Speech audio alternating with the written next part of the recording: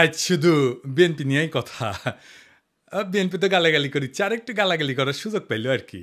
আগে তিনজন মুরব্বী নিয়ে কথা, মুরব্বী নেতা নিয়ে কথা, আগে মাপছে আনি প্রত্যেকে শ্রদ্ধাভাজন রাজনীতিবিদ। প্রথমে মির্জা ফখরুল ভাই কইছেন ইউনূস সাহেব দয়া কইরা তাড়াতাড়ি নির্বাচনটা দেন।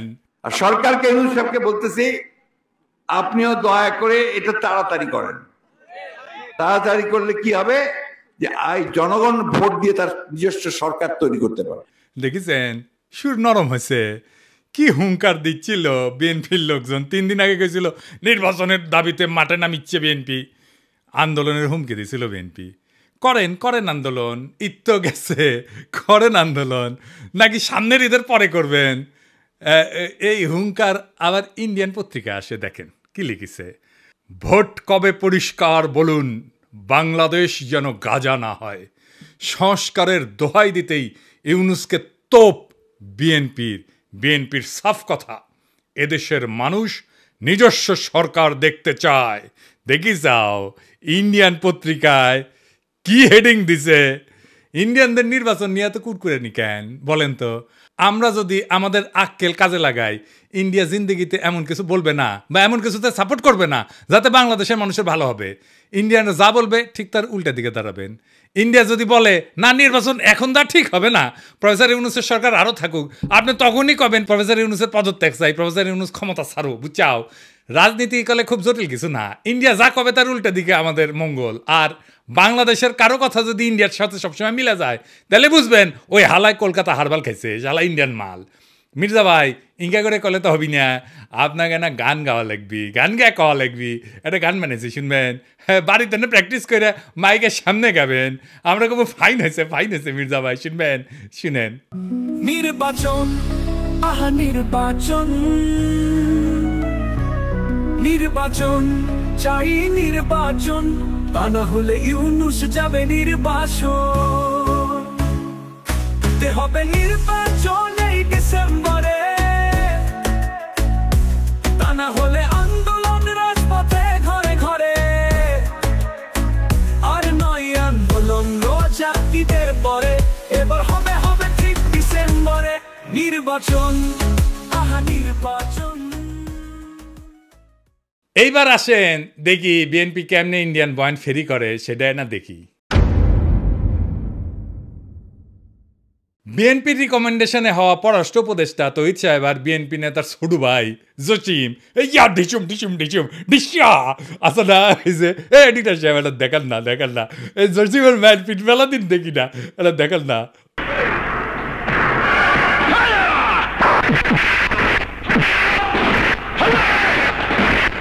আর দেখি যাও ক্যাঙ্কা হিরোইনছি এই জসিম কইল যে 1971-এর জন্য পাকিস্তানে ক্ষমা চাইতে হবে। তো এটা তো আমি আর ইন্ডিয়ান বয়ান। তো এই পানি পড়া সে কই থেকে আসিছে? ইন্ডিয়া থেকে আসিছে, তাই না? সে একই পানি পড়া মির্জা ফখরুল সাহেব পাইছেন, দেখেন উনি কি বলেন। পাকিস্তান সেনাবাহিনী সে যে হত্যাযজ্ঞ করেছিল তার জন্য আজ পর্যন্ত কিন্তু ক্ষমা চায় নাই। গণহত্যা করেছিল, লক্ষ লক্ষ মানুষকে হত্যা করেছিল, তার জন্য পাকিস্তান এখন পর্যন্ত কিন্তু বাংলাদেশের কাছে ক্ষমা প্রার্থনা করে নাই।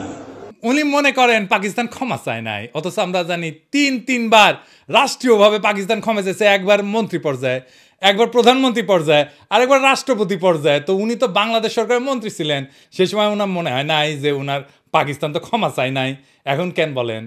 কারণ ইন্ডিয়া বুঝেছে আমরা তোমার ক্ষমতা এনে দিচ্ছি, এমনি তো হবে না, খরচাপাতি আছে। আওয়ামী লীগ যে সার্ভিস দিত সেটা দাও।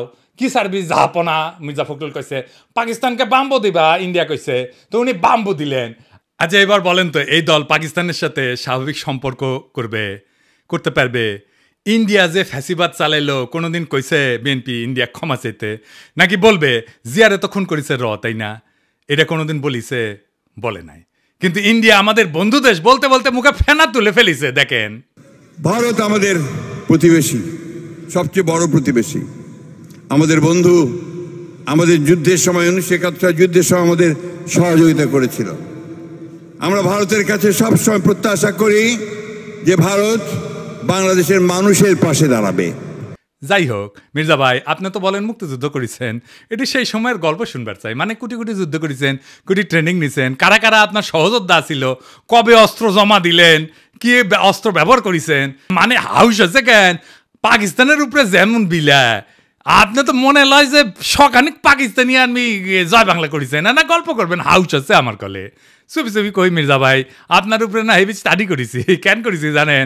আপনারা বোঝার জন্যে স্টাডি করে পেয়েছি কি জানেন? না খারাপ কিছু কমু না, আপনার লাইফ হিস্ট্রি কিন্তু ইন্টারেস্টিং। আপনি ঢাকা কলেজের ইকোনমিক্সের টিচার হিসেবে ক্যারিয়ার শুরু করেন, শিক্ষকতার ক্যারিয়ার। পরে ঠাকুরগাঁও কলেজে ইকোনমিক্সের অধ্যাপক ছিলেন, খুবই জনপ্রিয় টিচার ছিলেন, ছাত্ররা আপনার ক্লাস করার জন্য উন্মুখ হয়ে থাকতো, মার্শাল্লাহ। আবার অদ্ভুতভাবে আপনি বাংলাদেশ সরকারের পরিদর্শন এবং আয় ব্যয় পরীক্ষণ অধিদপ্তরের একজন অডিটর হিসেবে কাজ করেছেন। এই প্রফেসর হওয়ার পরে শিক্ষা বিভাগে আবার ডিজি আসিলেন। এমন সেলিব্রেটেড শিক্ষকের জীবন চাইরা অডিটর কেন হইলেন, এটা মিলাইতে পারি নাই। তাই আপনার জীবনের গল্প আপনার কাছ থেকে শোনার ইচ্ছা থাকলো। আমার ক্ষুদ্র ভ্রাতার ভগিনীরা আপনাদের কয়ে রাখি, কারো সম্পর্কে জানতে হইলে এভাবে ডিক করবেন, খুঁড়বেন, তারপরে তাই আপনি ভালো তার ডিল করতে পারবেন। যাই হোক, এবার আর এক বিএনপির সিনিয়র নেতারে নিয়ে আলাপ করি, হ্যাঁ, আমির খসরু মাহমুদ। যে সরকার জনগণের ভোটে নির্বাচিত হবে তারা জনগণের কাছে দায়বদ্ধ থাকবে, জবাবদিহি থাকবে, সেটা যেই সরকারই হোক। কোনো মহামানবকে বাংলাদেশের দায়িত্ব দেওয়ার জন্য বাংলাদেশের মানুষ নির্বাচনে, এই বাংলাদেশের মানুষ আন্দোলন সংগ্রাম করে নাই, ত্যাগ স্বীকার করে নাই। আর কোনো মহামানব কোনো দেশের গণতন্ত্রের সমাধান দেবে, তার জন্য বাংলাদেশের জনগণকে অপেক্ষা করতে হবে, এটা বিশ্বাস করার কোনো কারণ নেই। আমির খসরু ভাই উনি কইছেন, নির্বাচিত সরকার জবাবদিহি করবে জনগণের কাছে, কোনো মহামানবকে ক্ষমতায় বসানোর জন্য বাংলাদেশের মানুষ আন্দোলন সংগ্রাম করে নাই, ত্যাগ স্বীকার করে নাই। উনি ত্যাগ স্বীকার করেছেন, ওটা ত্যাগ স্বীকারটা এটা দেখে আসেন। হ্যাঁ, আমির খসরু ভাই আপনি তো ডিসেন্ট মানুষ, আশা করি আপনি ক্ষমতায় গেলে তো বটেই, ক্ষমতায় যাওয়ার আগেও জবাবদিহিতা করবেন, তাই না? আচ্ছা আমির খসরু ভাই, এই যে হোটেল সেরিনা আপনার ছিল তো না? এখন আপনি কইবেন যে আমি মালিকানা ছেড়ে দিছি, কথা সত্য মানলাম, আপনি মালিকানা ছেড়ে দিচ্ছেন। কয়টা জিনিস বলেন তো, যে জমিটা যার উপরে দাঁড়িয়ে আছে হোটেল সেরিনা, এটা তো চট্টগ্রাম স্টক এক্সচেঞ্জের জমি, তাই না? ওই সময় আপনি চট্টগ্রাম স্টক এক্সচেঞ্জের চেয়ারম্যান ছিলেন, তাই না? তো কি কি হয়েছিল আমি বলি খসরু ভাই, কিছু মনে করেন না, আমার কনফিউশন হয়েছে, কনফিউশন দূর করে দাও আপনার দায়িত্ব। আপনি বিএনপির অতি গুরুত্বপূর্ণ নেতা, আপনি জবাবদিহিতার কথা বলেন, আপনার দলের হাতে রাষ্ট্রের দায়িত্ব যাবেন, আসেন কি কি হয়েছিল দেখি, কোথাও বই লিলে ধরে দেন, তাই না? মানুষের ভুল বোঝা ঠিক না আপনারে, তাই না? 1995 থেকে 2001 সাল আপনি তখন, এটা আওয়ামী লীগের আমল, আপনি তখন চট্টগ্রাম স্টক এক্সচেঞ্জের চেয়ারম্যান ছিলেন। এই সময় রাজুক থেকে ঢাকার Banani road number 17 plot number 27 Chattogram stock এক্সচেঞ্জের টাওয়ার নির্মাণের জন্য কেনা হয়, মাশাআল্লাহ। কিন্তু সমস্যাটা হইতেছে, ভবিষ্যতে এই জমি আপনার ব্যক্তিগত মালিকানায় পরিণত হবে। কেমনে হবে? এটা বিশাল স্টাডির ব্যাপার, মেলা সময় লাগিছে কলে, এমন কঠিনভাবে এটা খাইছেন আপনি, মাশাআল্লাহ, জটিলভাবে খাইছেন কলে আপনি। এটা আপনার আমার স্যালুট জানানো লাগে। যদি এরকম জমি জমার লোভ টোপ থাকলে হইনি না আমি গেল আপনার ছাত্র হইলাম নি। কি চমৎকারভাবে যে আপনি খাইছেন এটা। তো জমিটা পাইছেন, রেজিস্ট্রেশন হয়নি এখনো রাজুক থেকে। তো 25শে সেপ্টেম্বর 1999 সালে 74তম বোর্ড মিটিংয়ে চট্টগ্রাম স্টক এক্সচেঞ্জে সিদ্ধান্ত হয় যে প্লটটা ডেভেলপারকে দেবেন। ডেভেলপারটা ঠিক করে ফেলেন, আপনার নাম হচ্ছে গোলাম সারোয়ার।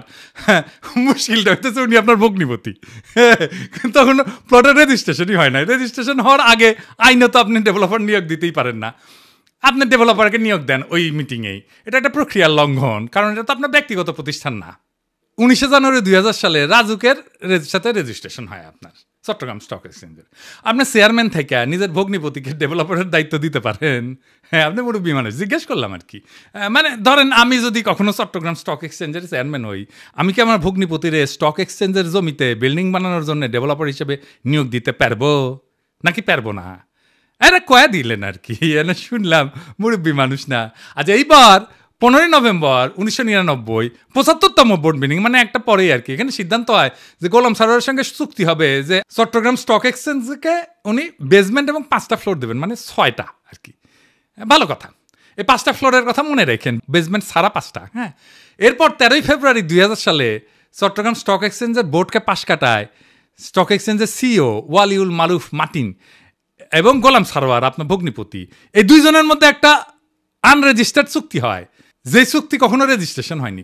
আপনি আগে বোর্ডের মিটিংয়ে ডিসিশন নিয়েছিলেন 5টা দিবেন ফ্লোর, এইখানে আপনি লিখলেন 4টা ফ্লোর দিবেন, এটা কমে গেল আর কি। এইটা অবৈধ চুক্তি এবং জালিয়াতিপূর্ণ চুক্তি।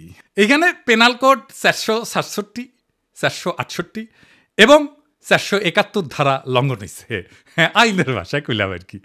তো 74 এবং 75তম বোর্ড মিটিংয়ে গোলাম সারোয়ারকে ব্যক্তিগতভাবে ডেভেলপার হিসেবে নিয়োগের আলোচনা হয়, কিন্তু সিইও যে সিগনেচারটা করলো না যে 4টা মিটিংয়ে, ওইখানে হোটেল সারেনার মালিক হিসাবে তার সাথে এগ্রিমেন্টটা হইল। সারেনাকে তখন হয়নি যখন আপনি বোর্ড মিটিং করেছেন, বুঝছা? তো এই সিইও ওয়ালিউল মারুফ মার্টিন সে বোর্ড মিটিং উপেক্ষা করে সারিনার সাথে একটা চুক্তি করলো। সে কি পারে? হ্যাঁ, পারে না, তাই না? যাই হোক, স্টক এক্সচেঞ্জের তরফ থেকে আনুষ্ঠানিক বা বৈধভাবে সারিনাকে কোনো দায়িত্ব দেওয়া হয়নি, তাই না? হ্যাঁ, বোর্ডকে পাশ কাটায় যে আপনি সারিনাকে দায়িত্ব দিলেন, এটা আপনি পারেন না। এরপর 23শে মে 2000 সালে গোলাম সারোয়ার মানে আপনার ভগ্নিপতিরে একটা পাওয়ার অফ অ্যাটর্নি দেওয়া হয় যাতে জমি বন্ধক দেওয়া, আর্থিক ক্ষমতা দেওয়া হয়, কিন্তু ওইটাতে আবার কোনো ফ্লোর বন্টনের উল্লেখ নাই। এই চুক্তিতে বোর্ড অনুমোদনেরও উল্লেখ নাই। 10ই জুলাই 2000 সালে আপনি এবং বাদী আপনার স্ত্রী সারিনার 50% শেয়ারের মালিক হয়ে যান, কিনে নেন আর কি। কী টাকা দিচ্ছেন কে জানে। হ্যাঁ, ভগ্নিপতিকে রাস্তা তৈরি করে দিচ্ছেন, এখন নিলেন শেয়ার। 2010 পর্যন্ত হোটেলের মালিকানা ছিল আপনার। এইভাবে প্রাতিষ্ঠানিক সম্পদকে পারিবারিক ব্যবসায় রূপান্তর করে ফেললেন। এটা একটা জ্ঞাত ষড়যন্ত্র, ইংরেজিত কয় ক্রিমিনাল কনস্পিরেসি। ইংরেজিত যেহেতু কইছে ঠিকই কইছে। হ্যাঁ, 20শে নভেম্বর 2004 সাল রেজিস্ট্রেশন হয় জমিটার গোলাম সারোয়ারের নামে। অদ্ভুত ব্যাপার। তবে দলিলে সম্পূর্ণ ভবনের উল্লেখ নাই, দামে ব্যাপক গড়মিল দেখানো হয়, এটি সরকারকে রাজস্ব ফাঁকি দেওয়া হয়। দলিলে প্রকৃত দাম না দেখানো পেনাল কোডের 420 সিটিং এই ধারার আওতায় পড়ে। এইবার ভবন নির্মিত হয় আলহামদুলিল্লাহ। জিলাপি টিলাপি খাওয়া হয়, বিলার টিলার দেওয়া হয়। ভবনের অনুমোদন ছিল কত? 15 তলার। আপনি ভবনটা বানাইছেন কত?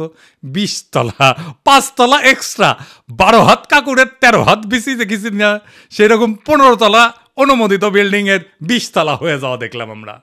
এটা রাজুকের নিয়ম ভঙ্গ কইরা অবৈধ নির্মাণ, নগর উন্নয়ন আইনের গুরুতর লঙ্ঘন। আর চট্টগ্রাম স্টক এক্সচেঞ্জের 4টা ফ্লোর পরে এটা কমায় 4টা করা হয়েছিল না, সেটা আসলে যে অতিরিক্ত ফ্লোর বানায় 2টা থেকে দেওয়া হয়েছে। মানে মাছের তেলে মাছ ভাজিছেন, পুরা বিল্ডিং আর জমিন মালিক হয়ে গেছে আমির খুরশিদ মাহমুদের পরিবার। বুঝিছাও? মজার এই দারুণ চালাকি কইরা এমন একটা জায়গায় আপনি সম্পদ বানাইলেন, কি ফাইন সিস্টেম কইরা। আচ্ছা, খালেদা জিয়া এতিমখানার টাকা সরান নাই, টাকা ব্যাংকে ছিল, কিন্তু উনি নাকি নিয়ম মানেন নাই, তাই উনারে জেলে নিল হাসিনা। আপনার নামে কেন কোনো মামলা হইল না? আপনি তো বলেন আপনার মালিকানা নাই। মালিকানা ছিল তো ওই সময়, এক সময়, তাই না? ওই মালিকানার কি আপনি নিতে পারেন? আপনি ডিউ ডিলিজেন্স করেছিলেন? করেন নাই। আপনি জানতেন না 15 তলার পারমিশন নিয়ে 20 তলা বানানো হয়েছে? হ্যাঁ, তাও তো শেয়ার কিনেছেন। আপনার তো ডিউ ডিলিজেন্সই ধরা পড়ে যাওয়ার কথা। এই সারিনাতেই তো আপনি আবার ফার্মের বাসায় দান্দিক বোকাচোদাদের নিয়ে মিটিং করেন, কমিউনিস্টদের নিয়ে। ইনভেস্টমেন্ট সামিটের টাইমেও মিটিং করেছিলেন। আপনার কি প্রফেসর ইউনুসকে জবাবদিহিতার কথা বলা মানায়? আমি খুশি ভাই। হ্যাঁ, আগে দেখতাম মানুষ রাজনীতি করতে এসে গরিব হয়, বাংলাদেশে দেখতেছিস খালি সবাই বড় লোক হয়, বড় লোক হয়, বড় লোক হয়, টেকায় খালি টেকা। আমির খুশি ভাই, এটাই সমস্যা। কি সমস্যা হচ্ছে? টেকা কামানোর জন্য রাজনীতি যদি কেউ করে, তার মাথার তো খালি টেকা আর ধান্দা ঘুরবি। রাষ্ট্র তো একটা হিউজ রিসোর্স, তাই না? ওই রিসোর্সের মালিকানা নেওয়াটাই কি রাজনীতি? আপনি তো রিক্সাওয়ালা, ঠেলাওয়ালা, গার্মেন্টস শ্রমিক, বাস শ্রমিক, কৃষক, ক্ষেতমজুর, ক্ষুদ্র ব্যবসায়ীর কথা ভাবতে পারবেন না। দল মুরুক্ষ সদাদের পাবেন, আইসা গালাগালি করবে। শীর্ষ নেতারা মেদিনীপুরের ভাষায় কথা বলবে, আর মুরুক্ষ সদাদের আইসা আমার মালওয়ান করবে, গালি দিবে। সব আর্কাইভ করা আছে। ইলেকশনের আগে গালির কোলাস কইরা কোন নেতার সাথে ওই মুরুক্ষ সদা ছবি তুলিছে, সেগুলো দিয়ে এপিসোড বানাবনি। মিলিয়ন মিলিয়ন দেখে দেখবি, ফ্রি ক্যাম্পেইনে করে দিব। আমি কিছু ভাই, আমি তো আমার শেষ হয়নি কথা, এটা কেস স্টাডি লিখেছি আপনার সারিনা কেলেঙ্কারি নিয়া। এই কিচ্ছা একাডেমিয়াতে ঢুকে দেবো, খালি আওয়াজ দিচ্ছি না, আমার কথাবার্তা হয়ে গেছে কলে ফাইনাল। কেস স্টাডির নাম দিচ্ছি কি জানেন? The hotel Sarina controversy, conflict of interest and abuse of power in Bangladesh. এটা মেলা জায়গাত পড়ানো হবি, এটা কর্পোরেট গভর্নেন্সে পড়ানো হবি, কনফ্লিক্ট অফ ইন্টারেস্টে পড়ানো হবি, ম্যানেজমেন্টে পড়ানো হবি, পলিটিক্যাল সায়েন্সে পড়ানো হবি। কোনটি না, কতগুলো জায়গায়। আরো দিন সাথে যাবি ফাইনাল করার জন্যে, আপনি বিখ্যাত হয়ে যাবেন। কইছিলাম না আমাকে লেরো না, হ্যাঁ কাকে লেরতে কাকে লেরে ফেলেছেন। এবার মির্জা আব্বাস ভাই, মির্জা আব্বাসের ভাবিছিলাম কিছু কমু না, এরে ওরে দিয়া মেসেজ পাঠায়, আমি যেন আর কিছু না কই, আমি যেন তারা না ধরি। আবার নিজে তার দলের কর্মীদের লালায় দেয়, কয় নাকি সোজা হয়ে যাব। শুনেন। আপনার ফেসবুক চালান নাকি? চালান, জবাব দেন না কেন? যখন নাকি ফেসবুকের মধ্যে উল্টাপাল্টা কথা রাখে, জবাব দিয়ে দিয়ে এগুলো সোজা হয়ে যাবে। মিথ্যা কথা বলবেন, অপপ্রচার করবেন, অপকথা বলবেন, কথা বলবেন, কুকথা বলবেন, একটা মানসিক চরিত্র হরণ করবেন, এগুলো কি ভাই? আমরা রাজনীতি ছেড়ে দেবো, আপনারা একটু দেশে আসেন। আপনাদের অনেক জ্ঞান, আপনাদের অনেক বুদ্ধি, আপনাদের জ্ঞান বুদ্ধি আমাদের অনেক প্রয়োজন। আপনারা দয়া করে দেশে আসেন, বুদ্ধি দেন, কথা বলেন, কাজ করেন, মেনে নেব। আমরা রাজনীতি করবো না, আপনারা আসেন না। দেশে আসেন, দেশে আসেন, এই কথাটা আপনার দলের ভারপ্রাপ্ত চেয়ারপারসনরা কইতে পারেন না? আমি কি দেশে গেলে আমরা প্রাইম মিনিস্টার বানাবেন? ভারপ্রাপ্ত চেয়ারম্যানরা তো প্রাইম মিনিস্টার বানাবেন, আমারও তো বানাবেন না। দেশে আমারে ডাকেন কেন? উনারে ডাকেন। কয়দিন আগে কইছিল না সংস্কার করলে ছুঁড়ে ফেলে দিবি, আবার কি কইছে? আমি কখনো কই নাই। 2 দিনে কথা ঘুরে ফেলছে। কে সোজা হয়ে যায় দেখি চাও কে সোজা হয়। হ্যাঁ, দেশে দাগ ইচ্ছে যে ভাবিচ্ছে যে দেশে গেলে দাবরানি দিবি, আমার দাবরানি কেমনে দিবি জানেন? এই যে তার দলের নেতা স্কুল শিক্ষকের কলজা টেনে ছিঁড়ে ফেলাতে চায়, দেখি চাও। একবারে টানি ছিঁড়ি ফেলবো তোমার। সেনো তুমি সেনো, চলো তোমার খারাপ খুব আমাদের একবারে নিশ্চিন্ন করে দিব তো। আমার কি কথা বলো তুমি? সেনো বিগ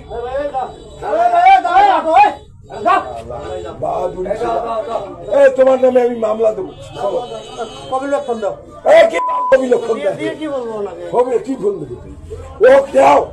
আমি থানা দেয়া, আমি ওখানে ইসরায়েল লিখবো, লিখি ওকে অ্যারেস্ট করে দিয়ে তারপরে আমি আসবো। কুড়িগ্রামে কি কয়, ক্ষমতা না আসতে আসতেই এই শুরু করেছেন। ক্ষমতা গেলে কি করবেন এটা পাবলিক জানে। আপনাদের তো উন্নতি হইতেছে না, ক্রমাগত অবনতি হইতেছে। দুঃশাসন শুরু করলে আবার লড়াই শুরু করব।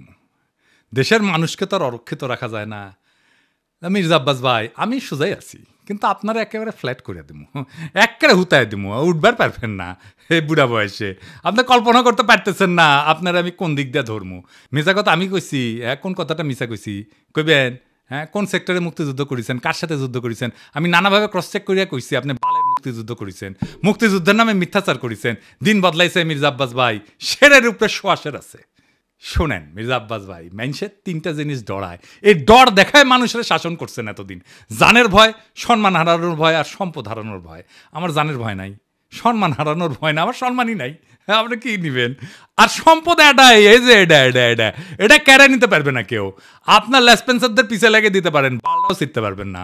বাংলাদেশের পলিটিশিয়ানরা দুধে দেওয়া তুলসী পাতা না, সব বিগ শটের আমল নামা বাইর করবো টাই না। এইভাবে এই দুর্নীতি আর দুর্বৃত্তায়নের খাজে খাজে বাংলাদেশের রাজনীতি আজকাল এক অলিক নাট্যশালায় পরিণত হয়েছে, যেখানে দাবি দেওয়া আর আচরণ 2টা ভিন্ন গ্রহে বাস করে। এখানে কেউ মুক্তিযোদ্ধা হয়েও যুদ্ধের ইতিহাস বিকৃত করে, আবার জনগণের শাসনের বুলি আওড়ায় চতুরতায় জনগণের সম্পদকে ব্যক্তিগত সম্পত্তিতে রূপ দেয়। আজ যারা ক্ষমতার বাইরে তারা জবাবদিহিতার গান গায়, কাল যখন তারা ক্ষমতায় তখন জবাবদিহিতার ঊর্ধ্বে ওঠায় হয় তাদের অভিষ্ট। রাজনীতি আজ জনগণের না, নিজের ভাগ্য বদলানোর জাদুর কাঠি। আজ যে দল ইন্ডিয়া বিরোধী স্লোগানে জ্বলে ওঠে, তার বয়ানি আবার ভারতীয় লাইন টু লাইন কপি হয়ে ফিরে আসে ঢাকার রাজপথে। যারা বলেন আমরা নির্বাচিত সরকার চাই, তারাই আবার নির্বাচন আগে নয় পরে টাইপের গানের লিরিক গায়। কেন? হ্যাঁ, কারণ এবার মিউজিক ইন্ডিয়া বানাইছে। আর আপনি যদি জনগণের পক্ষ নিয়ে কথা বলেন, আপনাকে বলা হবে তুই কিসের দেশপ্রেমিক। অথচ প্রশ্ন করার সময় এখনই। জানতে চাই, আপনি যদি জবাব দিতে চান, নিজে কবে জনগণের সামনে দাঁড়ায় জবাব দিচ্ছেন? একবার বলেন, একবার দিচ্ছেন জবাব? জনগণের সামনে দাঁড়ায় জিন্দেগিতে দেন নাই, এখন জবাব দিতে চাইতেছেন আপনি প্রফেসর ইউনূসের কাছে। বাহ, মজা আরই মজা। আপনি যদি বলেন দুর্নীতি হবে না, আপনি নিজের জীবনে কোন অধ্যায় প্রমাণ করছেন? দেশের মানুষ সব বুঝে, বোকা না। এখন কেউ চোখ বন্ধ করে ভোট দেয় না। তারা জানে ঢাকা শহরের প্রত্যেকটা বিল্ডিং এর ছায়ায় লুকায় থাকে এক একটা রাজনৈতিক ষড়যন্ত্র, একটা দুর্নীতির ইতিহাস। এখন সময় আসছে গলা ছেড়ে বলার, এই দেশ কারো বাপের না, পারিবারিক ব্যবসা না। এদেশের জমি, গ্যাস, শিক্ষা, ভোট সবই জনগণের সম্পদ। আর এই সম্পদের হিসাব চাই, জবাব চাই, বাম ডান না, ন্যায় অন্যায়ের মাপকাঠিতে। কারণ আজ আপনারা রাষ্ট্র ক্ষমতা নেওয়ার কথা বলতেছেন, নির্বাচনের কথা বলতেছেন, আপনার বগলে পুরানা লুটের খতিয়ান। এই বাংলাদেশকে আমরা বদলাবো, বাংলাদেশকে আমরা আমাদের স্বপ্ন দিয়ে সাজাবো, আমাদের বর্ষা বিপ্লবের স্মৃতি দিয়ে ভরাবো। এই দেশ আপনাদের মতো নেতাদের না। এই দেশ প্রত্যেক জনতার, প্রত্যেক নাগরিকের। এই দেশের মালিক আমরাই আমজনতা। আমরা যাচাইব, জনতা যাচাইবে, দেশ সেভাবে চলবে। রাজনৈতিক দলের ইচ্ছার কাছে আমাদের ভাগ্যকে আমরা আর বন্ধক দেব না। ইনকিলাব জিন্দাবাদ।